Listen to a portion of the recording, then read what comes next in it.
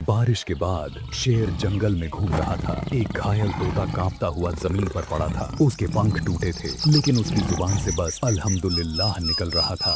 शेर ने हैरानी से पूछा, तू टूटा पड़ा है, फिर भी अल्लाह का शुक्र अदा कर रहा है? तोता मुस्कुराया और बोला, क्योंकि मेरा दिल अभी जिंदा है और जब तक दिल धड़कता है तब तक उम्मीद बाकी है। शेर थोड़ी देर चुप रहा, फिर बोला, यही है असली सब्र, जब जुबान शिकायत नहीं शुक्र अदा करे। शेर ने झुककर तोते को अपनी पीठ पर बिठाया और कहा, चल अब तुझे वो जगह दिखाऊं जहां तू फिर उड़ना सीख सके। तोता हैरानी से बोला, क्या तू मेरी मदद करेगा? शेर मुस्कुराकर बोला, जिसे सब्र आता है उसके पास मदद खुद चलकर आती है।